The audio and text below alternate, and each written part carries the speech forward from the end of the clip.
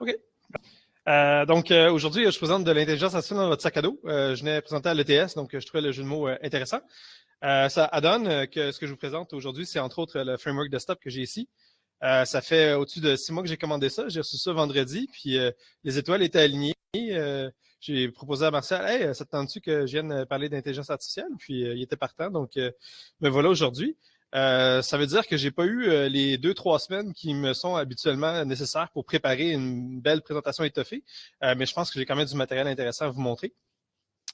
Avant de commencer, je me présenter brièvement, David Mausimard.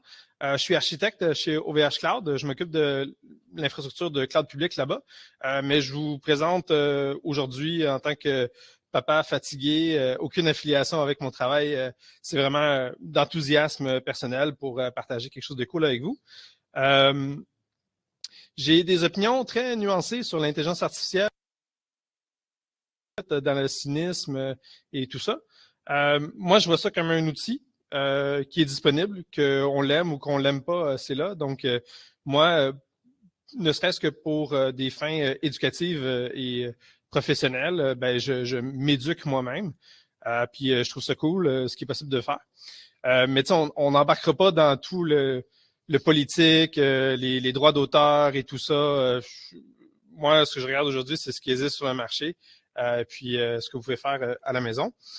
Donc voilà. Fait, ce que je vous propose de regarder aujourd'hui, c'est brièvement, c'est quoi les LLM, les Large Language Models. Juste par curiosité dans la salle, est-ce qu'il y a des gens qui n'ont jamais utilisé un LLM, comme ChatGPT, Gemini, Copilot? Il n'y a pas de honte à n'avoir jamais utilisé des AI. Mais ce que je constate, en fait, c'est qu'il y a des mains levées, donc il y a la majorité des gens ont des AI. Donc, quand même intéressant. On va regarder les serveurs MCP, Model Context Protocol. C'est quoi ça? À quoi ça pourrait servir? On va regarder les modèles Stable Diffusion pour faire de l'art, des dessins, des vidéos à la limite. On va regarder d'autres applications en général qui parlent de machine learning et d'AI qui ne sont pas nécessairement des chats GPT ou des trucs. Tel qui est hypé par les compagnies du domaine, ben, ça a apparu avec ChatGPT il y a quelques années. Mais dans les faits, ça faisait déjà longtemps qu'on faisait du machine learning et tout ça. Mais là, ils se sont appropriés les AI. Donc, il y a quand même d'autres cas d'utilisation qui peuvent être intéressants, qui n'ont rien à voir avec les LLM ou MCP ou Stable Diffusion. Je vais vous montrer quelques exemples. Puis finalement, ben, l'éléphant dans la pièce, qui est tout petit, c'est le framework desktop. Je peux pas m'éviter d'en parler. Donc, on va regarder un petit peu pourquoi est-ce que je trouve ce produit-là excitant. Les LLM, la présentation, il y a beaucoup de liens. Hein. Je vais partager ça avec Marcel après pour qu'il puisse vous les faire suivre. Mais ce que je vais vous montrer surtout, c'est qu'est-ce qui existe. C'est un champ qui est tellement énorme, qui évolue d'année en année à une vitesse fulgurante. Donc, je suis pas un spécialiste en AI, je suis un hobbyiste enthousiaste qui m'informe, mais je suis pas diplômé en AI. Il y a des gens qui sont pas mal meilleurs que moi. Donc, ben, je vous invite à visiter les liens que je vais vous montrer pour en apprendre davantage sur tous les différents sujets. Je pense que sur chaque bullet point que j'avais sur la slide précédente, je pourrais faire une présentation complète. Évidemment, on va rester en surface pour vous montrer les trucs qui sont intéressants. Donc, comment utiliser des LLM localement, à la maison, chez vous, sur votre distribution Linux favorite? En l'occurrence, moi, actuellement, j'ai Fedora d'installer, mais ça pourrait être Debian, ça pourrait être Ubuntu, c'est pas très important. Ça vous prend, c'est possible de le faire sur des CPU, sur des processeurs. C'est plus rapide sur des GPU, sur des cartes graphiques, NVIDIA, AMD. Il y a différents critères qui vont faire en sorte d'influencer la rapidité d'inférence au niveau des performances quand vous lui demandez des trucs. Typiquement, c'est la VRAM, la VRAM du GPU qui va être la composante la plus importante. c'est les grosses cartes NVIDIA 5090 à 3000 $, c'est pas nécessaire. Si vous avez un PC à la maison puis vous jouez à des jeux vidéo dessus, il y a des bonnes chances que vous puissiez utiliser quelque chose comme lama.cpp. Donc, lama.cpp, est-ce que je peux l'ouvrir? Oui. Donc, tout ce que je vous montre aujourd'hui, c'est largement open source. Hein. Il y a des repositories sur GitHub, c'est gratuit et tout ça. Lama.cpp, c'est un... Ouais, j'ai... ouais, faire ça. Ouais. Donc, lama.cpp est vraiment une base, une fondation sur laquelle s'accotent plusieurs projets. C'est possible de compiler, d'installer lama.cpp sur votre machine puis de l'utiliser, mais c'est, comment dire, rudimentaire. Ça fonctionne. Vous allez avoir vous pouvez avoir une discussion avec, entre autres, mais vous n'allez pas avoir une super belle interface graphique jolie, peut-être quelque chose qu'on servira en entreprise. Il y a beaucoup de par-dessus lama.cpp, et donc ils se servent un petit peu de ça comme un back-end. Mes slides sont où, sont là? Un autre exemple de façon que vous pouvez utiliser des LLM sur votre machine Linux, c'est Ollama. Donc, Ollama propose une série de modèles que vous pouvez télécharger gratuitement. Pour ceux qui connaissent Docker dans la salle, l'expérience utilisateur d'Ollama ressemble beaucoup à Docker. Donc, vous avez un registry de modèles, qui est en l'occurrence Ollama. Oui, la banane. Ah oui, certainement. Mais j'ai une belle photo pour toi si tu veux. Après, elle est dans mes slides. Ollama, un peu comme Docker Hub, va proposer une série de modèles que vous pouvez utiliser à différentes tailles. Je l'ai ici. On peut l'essayer ensemble. Juste que je le démarre. Start Ollama. Donc, je l'ai installé au préalable. C'est un petit peu comme un show de cuisine. Hein? J'ai déjà préparé la tarte. Donc, j'ai ici un modèle que j'ai téléchargé, DeepSeek R1 14B. Je peux le rouler. Et en fait, pour les besoins de quelque chose que je vais mentionner peut-être avant de commencer, pour les besoins de projection et de Big Blue Button et tout ça, j'ai dû connecter mon framework laptop, mon framework desktop à Internet. Il y a un câble Internet qui va dedans. Mais tout ce que je vous montre aujourd'hui, en fait, là, je pourrais, je ferai pas, mais je pourrais tirer le câble Internet, puis ça fonctionnerait. Puis c'est ça qui est vachement intéressant, c'est qu'il n'y a aucune dépendance à Internet sur ce que je vous montre aujourd'hui, au-delà du fait que j'ai dû télécharger les modèles au préalable. Mais une fois que c'est téléchargé, ben c'est comme avoir Google, Stack Overflow, Wikipédia dans votre sac à dos essentiellement. Donc, j'ai DeepSeek. Donc, il y a différents modèles LLM. Il y a des modèles LLM qui ont des phases de raisonnement, du reasoning. Donc, il va essayer de réfléchir à votre question, puis de s'assurer de bien la comprendre. Des fois, il va s'égarer, mais c'est la vie. Donc, on peut lui poser une question, je sais pas moi. Tell me, je vais lui demander en anglais pour que ce soit un petit peu plus facile peut-être. J'ai des exemples en français après. About tourist attractions in Montreal. Hein? Je suis pas connecté à Internet. C'est un modèle 14B qui est quand même une taille intéressante. Là, en ce moment, il réfléchit, thinking, OK, so I need to learn about the tourist attractions in Montreal. I'm not too familiar with this city. Il va souvent dire ça, en fait, DeepSeek. Il est souvent pas familier avec ce qu'on lui demande, mais il finit tout le temps par sortir des choses. Donc, bon, il réfléchit pas mal. Ce qu'il faut savoir des LLM, c'est qu'ils vont être super confiants à vous raconter n'importe quoi. Donc, idéalement, quand vous leur posez des questions, vous savez déjà à peu près la réponse pour être certain qu'ils vous hallucinent pas quelque chose de façon incroyable. Donc, il est en train de me sortir un guide compréhensif des attractions touristiques à Montréal. Il parle du Vieux-Port de Montréal, de la basilique Notre-Dame, les chutes Montmorency, c'est plus dans notre coin de Québec, là, mais en tout cas. Hein, Olympic Stadium, le Parc Mont-Royal. Schwartz, je connais ça, Schwartz. Donc, bref, c'est assez cool parce que, ben, encore une fois, j'ai pas été sur Google, j'ai pas été sur Wikipédia. C'est un modèle qui est installé. Ça fait quelle taille? Je vais quitter. LS, c'est 9 gigs. C'est 9 gigs, c'est tout petit, en fait. Donc, en fait, ça l'a loadé le modèle dans le VRAM de mon desktop. J'ai ici, dans le fond, des statistiques au niveau de l'utilisation GPU. On voit ici le petit spike, là, le temps qu'il a fait les choses. J'ai aussi ici un backup qui tourne. Fait que dans le fond, il n'y a rien qui a tourné sur le CPU. Tout était en mémoire GPU. Il a fait le processing et tout ça. Donc, ça, c'est Ollama. Je retourne à mes slides.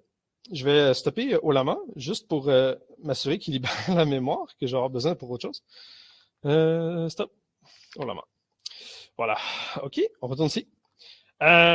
L'autre que je vais vous montrer, il est un petit peu petit sur la diapo, mais c'est pas grave parce que je l'ai ouvert ici. C'est LM Studio. Donc, je parlais tantôt de produits, de logiciels qui sont construits par-dessus lama.cpp. LM Studio, c'en est un. Donc, c'est possible de le tourner sur Windows, sur Mac, sur Linux. Moi, ben, c'est sur Linux. Et puis, ben, dans le fond, c'est une interface jolie hein, pour pouvoir chercher des modèles, télécharger les modèles, les utiliser, configurer les paramètres des différents modèles. Donc, j'ai préparé quelques exemples ici. Où est-ce que, par exemple, ça, c'était avec un modèle Gemma, je pense, celui de Google, 12B. Je lui ai dit, you are role-playing as a Fedora Linux virtual machine. Je lui ai dit, est-ce que je peux le grossir le texte? Ah oui, je peux. Donc, essentiellement, je lui ai dit, tu cosplays comme si tu étais une machine virtuelle Linux. Tu n'as pas le droit de me raconter quoi que ce soit. Fais comme si tu étais un terminal. Fait que j'ai envoyé des commandes Linux, ls-al. Ouais, OK. Qu'est-ce qu'il y a dans ton bash history? Là, on embarque dans l'hallucination parce qu'il y a du apt et du DNF mélangé. Mais bon, OK, c'est quand même assez crédible. DNF install Montreal. Ah non, il n'y a rien pour Montréal. apt peut-être? Non, non plus. NetTools, ifconfig. Ah, là, il est rendu dans l'IOM. Fait en tout cas, bref, on peut leur faire dire n'importe quoi. Les cas d'usage sont vraiment à la limite de votre imagination. Ici, j'ai pour les besoins de la cause, j'ai demandé, parle-moi un petit peu de l'école de l'ETS. Ça, c'était le modèle 120B. C'est énorme comme modèle. Je l'ai ici. C'est un fichier de 60 gigs. C'est énorme. Il faut qu'il charge ça en mémoire du GPU. Ça, même sur une carte NVIDIA 5090 qui coûte 3000 $, qui consomme 600 watts de consommation électrique, je peux pas rouler ce modèle-là là-dessus. Sur ma petite boîte ici, je peux le faire. Fait que, quand même, c'est génial. Puis ici, relativement rapide, on va faire le test. Fait que, j'ai pas validé la véracité de ce qu'il m'a raconté, mais à un œil non informé sur quelqu'un qui connaît à peu près le TS, ça semblait pas trop mal. Mais ça, c'est un gros modèle. C'est le modèle open source d'OpenAI, la version 120B. C'est énorme comme modèle. Plein de statistiques, plein de plus de 30 000 diplômés, ouais, OK, de sites officiels. Et bref, ça me semblait correct. Un autre exemple que j'ai fait, c'est j'ai créé une personnalité sarcastique. J'ai dit, tu es un sysadmin vétéran, drôle et sarcastique. Et je lui ai demandé, raconte-moi une histoire drôle à propos de Linux. Puis bon, il dit, c'était la nuit, j'ai fait un rem-rf/, puis c'était la fin du monde. T'sais. Donc, il m'a raconté une très bonne histoire. Donc là, parce que j'ai dit que j'allais faire des démos, je vais faire une démo, voilà, je vais rouler le modèle 120B. Et puis, je sais pas, on peut le laisser en mode sarcastique. Et puis, j'ai besoin que quelqu'un dans la salle me donne une question, n'importe laquelle. On va lui poser. On lève la main, le premier? Oui?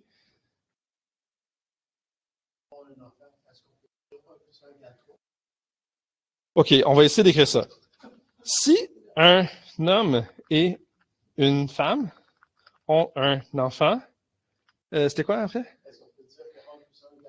Est-ce qu'on peut dire que 1 plus 1 égale 3?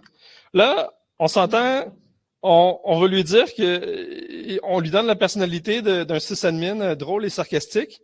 On va lui demander, voilà. Alors là, il réfléchit et c'est très, très, très rapide, là. La version familiale du calcul de charge serveur. En réalité, si tu comptes les deux parents et le petit processus qui démarre à la fin, oui, ton cluster passe à 3 utilisateurs actifs. Mais n'attends pas que le système d'exploitation fasse l'addition pour toi. C'est juste une question de quota d'utilisateurs, pas de maths. Et donc, voilà. Donc, bref, ça, c'est LM Studio. Vous pouvez chercher vraiment une multitude de modèles. Il y a toutes sortes de modèles LLM. Hein. Il y a des modèles qui sont plus spécialisés dans certaines facettes. Il y a différentes architectures de modèles aussi. Il y a ce qu'on appelle des mixture of experts qui vont vraiment avoir comme des sous-modèles experts dans des trucs spécifiques. Donc ça, c'est LM Studio. Plus de lecture, un lien à partager. C'est un lien qui est sur le blog de Framework. Dans le fond, ils savent très bien que ça s'adresse, entre autres, à une clientèle qui est intéressée à faire de l'AI. Et donc, ils supportent nativement. Ils s'assurent qu'au niveau software, au niveau hardware, ça fonctionne avec les différents fournisseurs et tout ça. Quand on parle de LM, on parle aussi de code. Donc, moi, dans ma vie de tous les jours, j'ai à écrire du code, à lire du code, à réviser du code. J'utilise pas une de ces options-là, mais elles existent. Donc, Cursor, Windsurf et Z. Donc, dans le fond, vous connaissez sûrement VS Code peut-être. Donc, VS Code aussi, j'aurais peut-être dû le mettre. Mais VS Code, dans le fond, est capable de s'intégrer, puis dans le fond, de faciliter la mise en contexte de votre code de façon à poser des questions à un langage de modèle, un modèle de langage. Fait que voudrais-tu m'arranger cette fonction-là pour qu'elle puisse faire X, Y, Z? Dans le fond, l'éditeur de code, avec l'intégration AI, va faciliter ça. J'avais une question ici.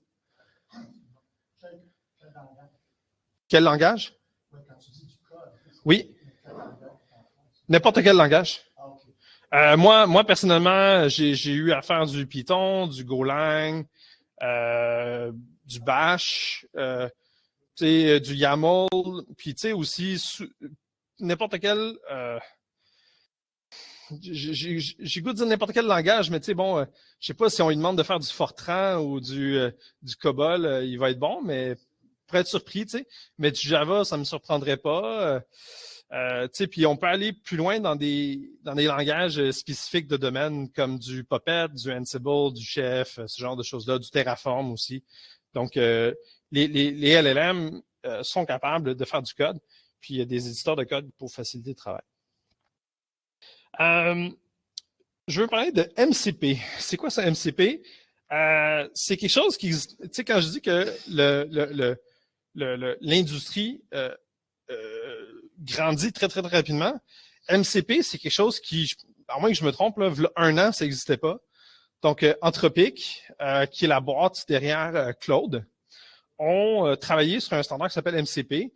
Puis, si j'avais à décrire ça, c'est un petit peu comme une API pour les langages de modèles.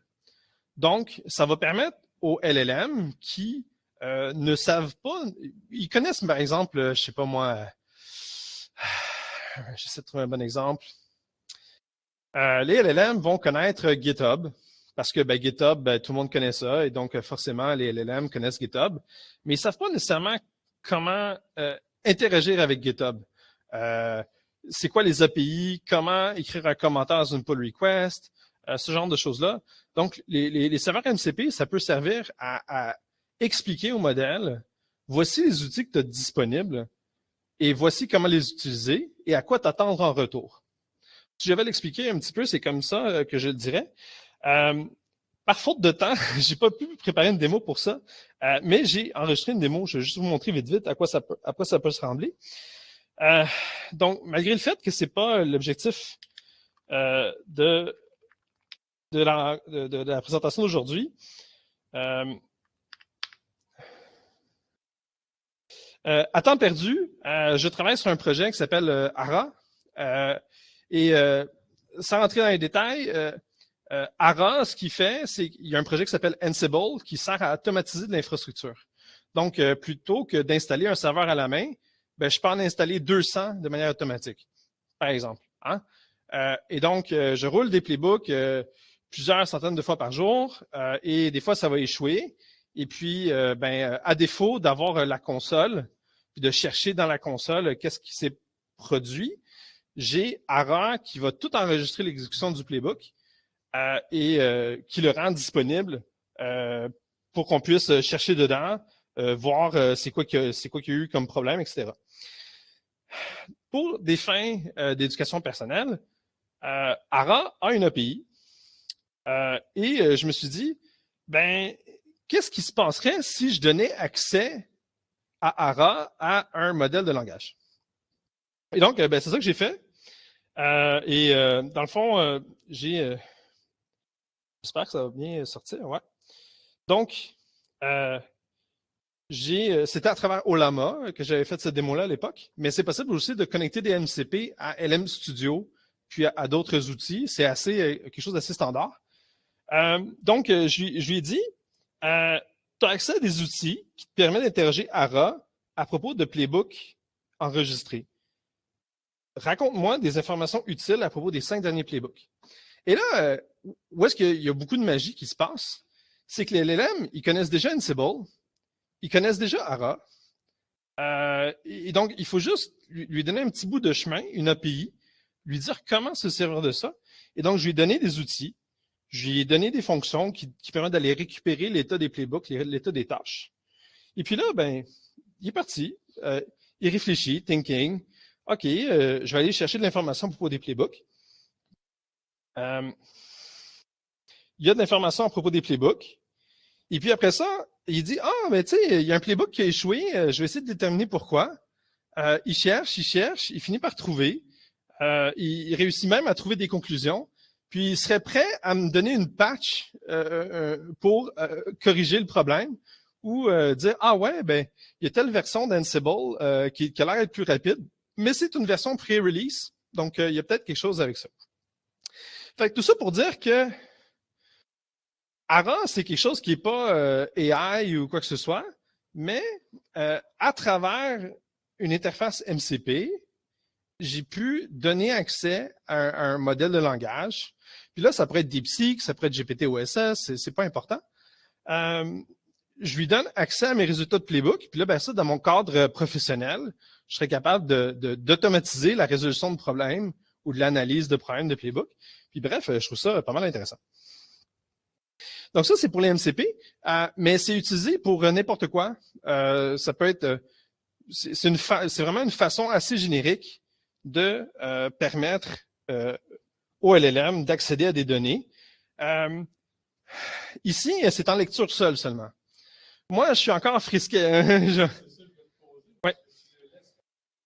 Oui. Ouais. En fait, dans l'exemple, mais c'est une excellente question. Dans le fond, moi, je suis très frileux à donner accès en écriture à quoi que ce soit à des AI parce qu'ils hallucinent. Puis, ils peuvent halluciner un rm-rf/, puis c'est fini, tu sais. Donc, en fait, ce que je vous montre, c'est en lecture seule seulement.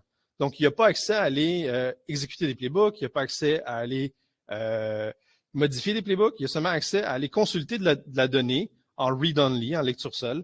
Voilà. Oui, certainement. Puis, je vais en parler un petit peu plus tard, t'es un petit peu en avance. Donc, non, il n'y a pas de problème.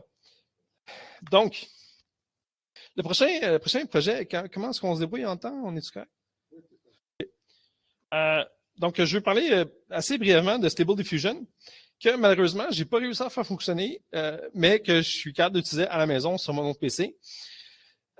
Donc, Stable Diffusion, ça va ressembler un petit peu, comment ça s'appelle déjà? OpenAI, ils ont un produit qui s'appelle DALL-E, Midjourney peut-être, que vous avez entendu parler. Donc, Stable Diffusion, c'est un projet maintenant open source mais il y a d'autres implémentations de Stable Diffusion, Flux et d'autres choses. Et donc, c'est quelque chose qui va aller permettre de générer des images à partir d'une description, entre autres. Dans le screenshot que j'ai ici, je peux pas zoomer plus que ça.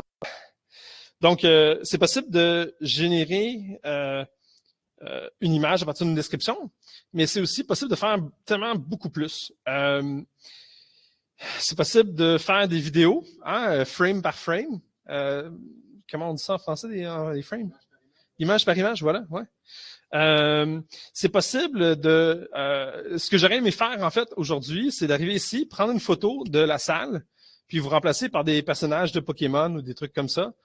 Parce que c'est possible, dans le fond, Stable Diffusion, à l'aide de quelque chose qui s'appelle comme ControlNet, mais il y a aussi d'autres technologies, capables vraiment de comprendre les images, qu'est-ce qu'il y a dedans, mais aussi la perception 3D, les ombres, vraiment la profondeur. Donc, il est capable de bien positionner les objets. Puis, tu sais, on faisait à la blague, ah ouais, c'est facile de reconnaître les images de l'IA à cause des mains. Hein, souvent, Stable Diffusion, entre autres, avait de la difficulté à faire des mains. Il y avait des doigts des mains à 4 doigts, ce genre d'affaires-là. C'est de moins en moins vrai. Donc, si vous saviez de ça pour savoir s'il y avait si c'était généré par l'IA, mais c'est de moins en moins vrai. Donc, ce que je vous montre, en fait, c'est une interface qui s'appelle Stable Diffusion Web UI. Encore une fois, c'est open source, c'est sur GitHub. Les liens seront disponibles dans la présentation. Si je retourne ici, un autre qui est très populaire s'appelle Comfy UI. Comfy UI, donc, là où cette interface-là est assez simple à comprendre, à utiliser, généralement parlant, Comfy UI, c'est plus pour des super utilisateurs. C'est une interface Node, donc où est-ce que c'est possible de brancher des choses dans tous les sens.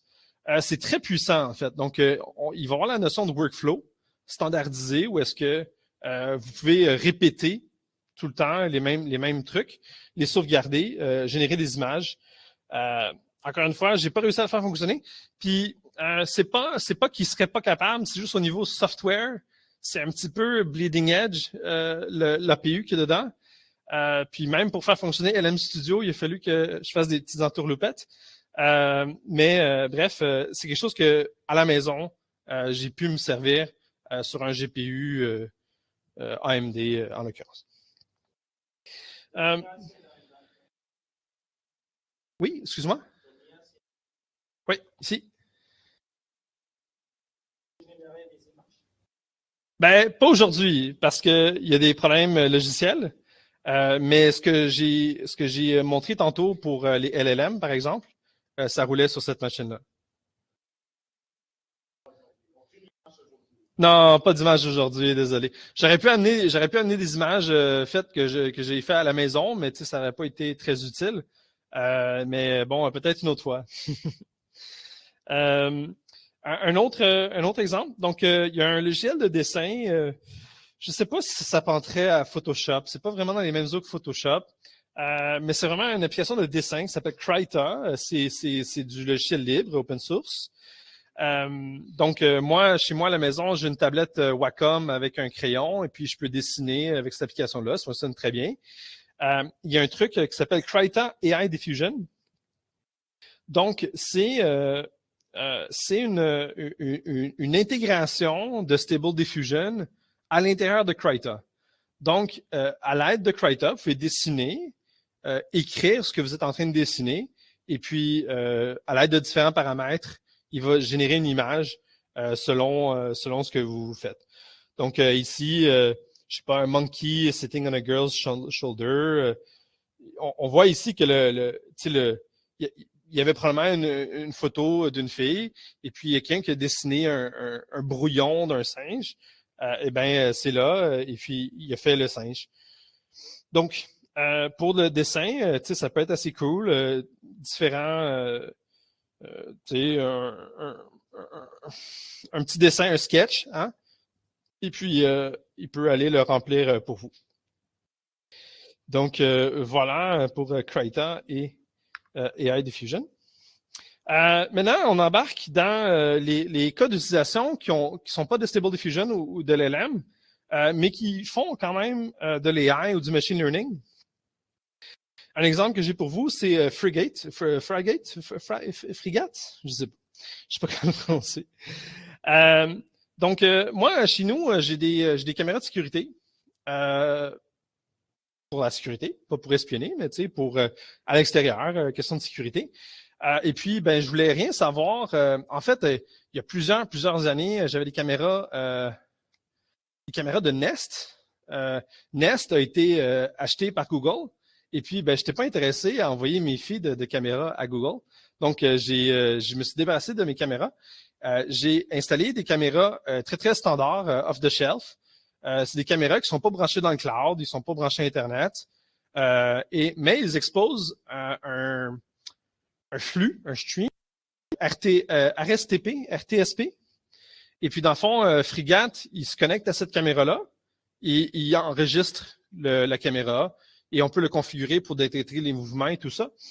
Je ne sais pas si on le voit ici. On ne le voit pas dans le README, là, mais dans le fond, c'est possible dans Frigate, par exemple, de sélectionner, de délimiter une zone qui, lorsqu'il y a un mouvement, va déclencher un enregistrement, un clip. Cependant, si le mouvement, c'est un écureuil, ça ne m'intéresse pas d'enregistrer les écureuils. Donc, je suis capable de dire à Frigate, enregistre seulement les humains. Mais on peut aussi dire enregistre seulement les voitures ou il y a une panoplie d'objets. Et puis dans le fond, j'utilise ce qu'on appelle un TPU, donc un Tensor Processing Unit. C'est manufacturé par Google, ironiquement. Mais dans le fond, Google a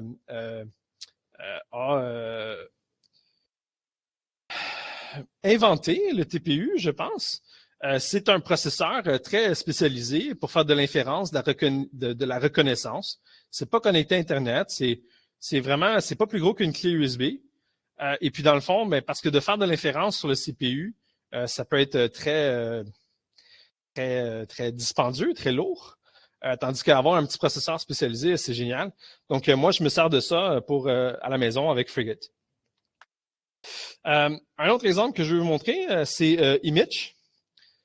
Donc, où est-ce que j'en étais? Ah oui, donc l'autre exemple que j'ai à vous donner, c'est que dans la vie, j'essaie de m'éloigner de Google.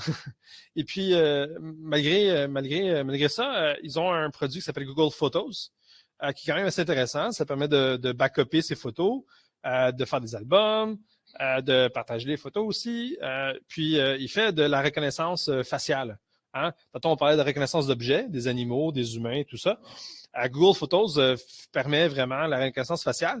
Puis j'avais un malaise à ce que Google connaisse la face de ma fille, mettons. Tu sais, hein? Donc, Image se veut une solution open source alternative crédible à Google Photos. Je l'ai chez moi à la maison, ça fonctionne très bien. Ils viennent d'ailleurs de lancer leur première stable release, leur première release stable, leur version 1.0 peut-être, je ne sais pas comment ils ont appelé ça, mais bref, je peux avoir une application sur mon téléphone, je prends des photos, ça va mettre à jour les photos, ça va les backuper automatiquement, je peux faire de la reconnaissance faciale. Donc, tu sais, quand je prends des selfies, il va reconnaître mon visage, puis m'associer à un nom. On peut dire que c'est un nom. Évidemment, il ne connaît pas le nom des personnes, mais il sait que cette personne-là, c'est la même personne à travers différentes photos. Donc, c'est moi qui choisis de mettre un nom sur la photo. Et donc, alternative très intéressante. Et puis, tu sais, il n'y a pas... eux, ils ont leur propre modèle d'intelligence artificielle. C'est pas des LLM, c'est pas du Stable Diffusion.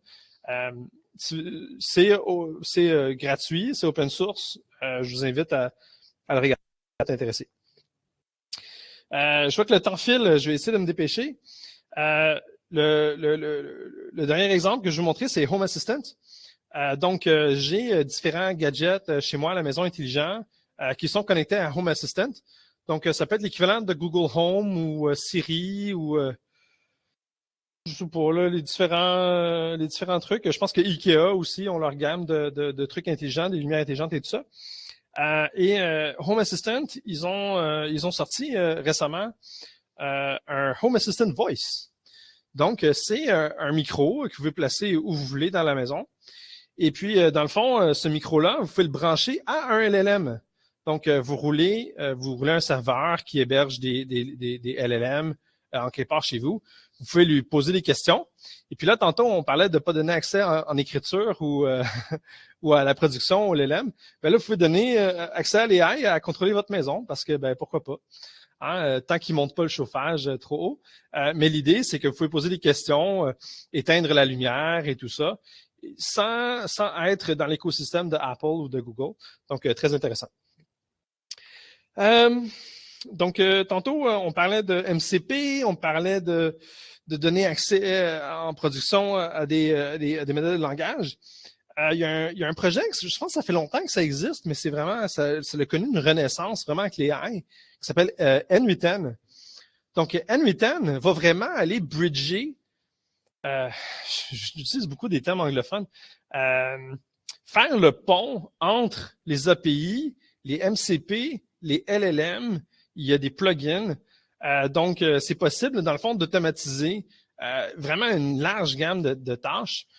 Si vous connaissez quelque chose qui s'appelle comme Zapier, c'est un peu un Zapier à saveur open source. J'ai partagé un lien ici d'une vidéo d'un YouTuber qui, pas plus tard que cette semaine, je pense, a sorti une vidéo. C'était Network Chuck. Et puis, dans sa vidéo, il passe, qui appelle Terry. Il donne une personnalité à Terry. Et puis, il montre à Terry comment troubleshooter un container Docker dans son home lab pour que quand le container il tombe, ben que Terry le voit et qu'il diagnostique le problème, qu'il redémarre le container. Et puis, étant un LLM, ben il y a toute une intelligence qui vient un peu gratuitement avec ça. Ça donne des résultats intéressants. Puis, lui aussi, il est frileux de donner un accès en production. Donc, à travers N8N, c'est possible de faire des conditions et puis de dire, ben, avant de rouler une commande, demande la permission. Donc, dans son workflow N8N, Network Chuck, ce qu'il fait, c'est avant de rouler une commande en production, le LLM va lui demander une demande d'approbation. Il reçoit ça sur son téléphone, sur Telegram, je pense. Et puis, s'il clique Approve, ben là, l'agent va diagnostiquer puis faire les commandes qu'il a besoin. Donc, c'est intéressant. Maintenant, oui. Oui, ça peut potentiellement. Oui, c'est un agent possible de programmer essentiellement pour devenir intelligent puis faire des tâches. Oui, un peu comme Jarvis dans Iron Man. Ou l'ordinateur dans Star Trek, où on est en. Oui, c'est la photo que je parlais à, à Marcel tantôt. Oui, mais c'est pas grave. Donc le framework desktop, j'ai connaissance à moi, Jeff Gerling, récemment, qui a fait une vidéo sur non seulement le framework desktop, mais qu'est-ce qui se passe si on en prend 4 puis on fait un cluster avec. Oui?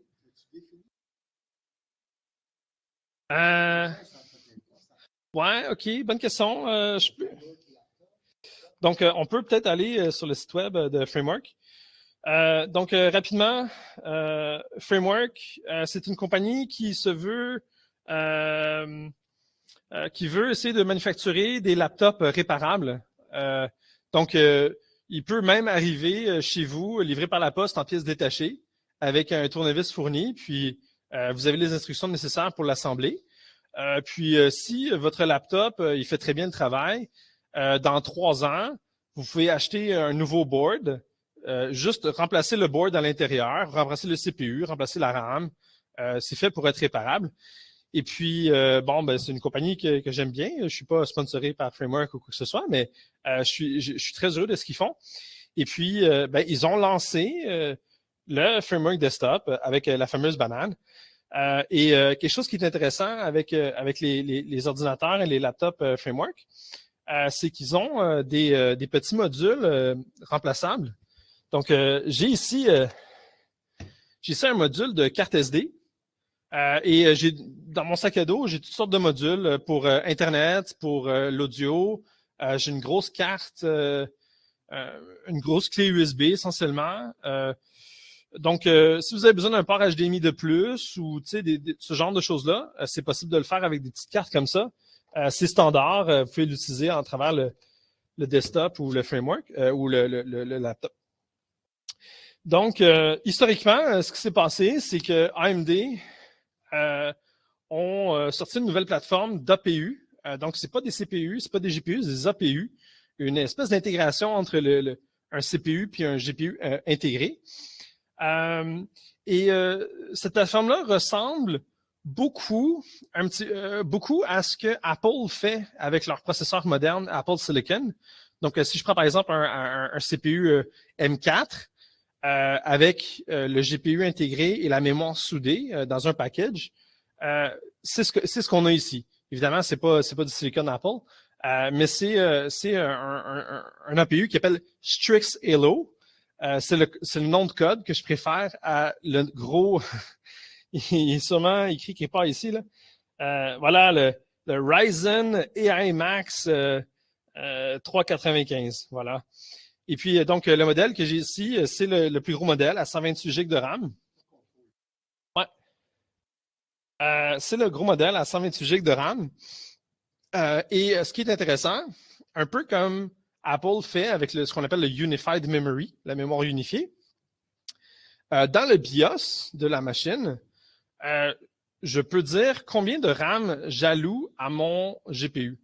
Et donc, c'est là où est-ce que ça devient intéressant pour les AI et les modèles de langage. C'est qu'aujourd'hui, je vous parle, puis j'ai 96 gigs de VRAM. J'ai l'équivalent de 3 NVIDIA 5090. Évidemment, la performance est pas pareille, mais c'est dans un petit package qui consomme pas beaucoup d'électricité et tout ça. Donc, ouais, c'est pas mal ça pour Framework. Je vais parler brièvement de Jeff. Parce que, dans le fond, ce qui est intéressant de Framework, c'est que vous n'êtes pas obligé d'acheter le laptop, ou vous n'êtes pas obligé d'acheter le desktop. Vous pouvez acheter juste des cartes mères puis faire ce que vous voulez avec.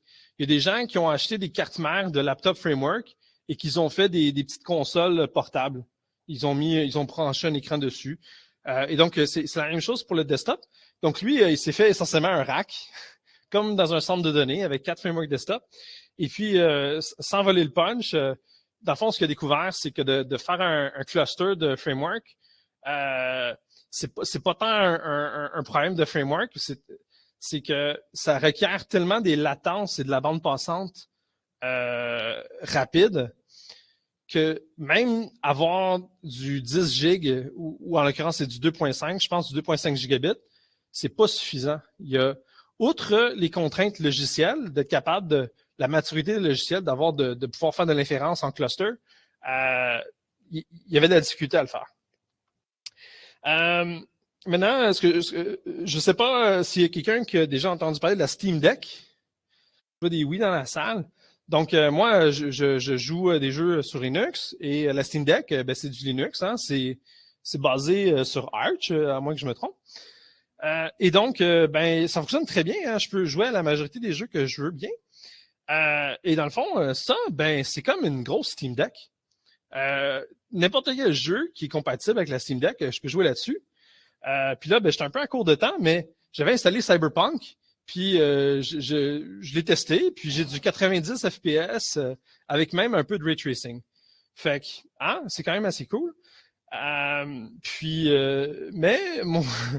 Donc, c'est possible de jouer à des jeux vidéo avec, c'est ce que j'essaie d'expliquer, même si moi, c'est pas mon scénario d'usage. Et puis, ben, c'est tout ce que j'avais à vous présenter aujourd'hui. Je me suis étiré un petit peu, je suis désolé, mais je suis disponible pour les questions. Est-ce qu'il y a des questions? On peut demander au LLM de répondre aux questions aussi. Ah.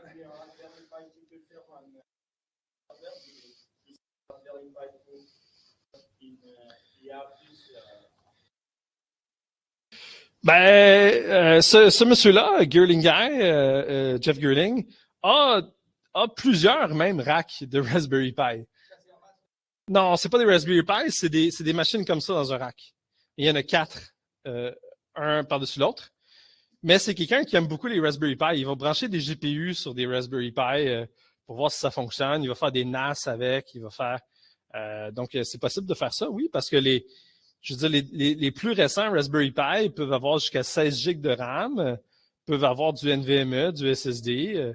C'est rendu assez puissant quand même. Là. On n'est pas dans les Raspberry Pi 2 et 3. C'est assez puissant. Ouais.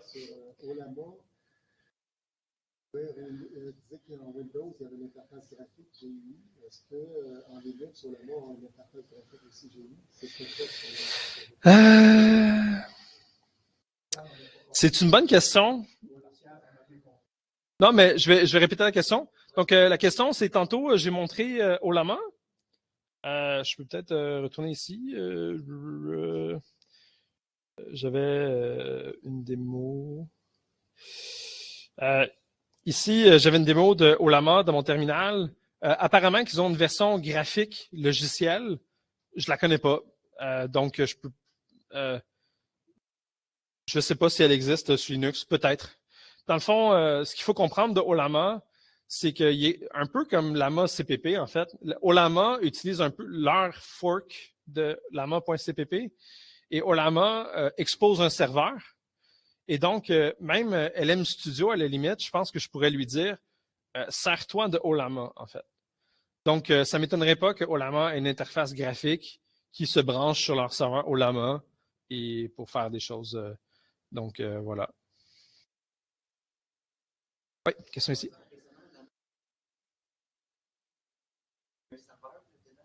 Oui. Ah oui? OK. Donc, dans le fond, c'est un commentaire. Hein, le lama.cpp a une interface graphique. Je sais que c'était très rudimentaire à l'époque, moi, quand je l'avais essayé, puis que c'est beaucoup mieux maintenant.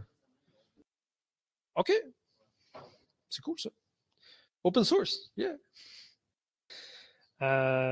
Donc, je pense pas qu'il y ait d'autres questions.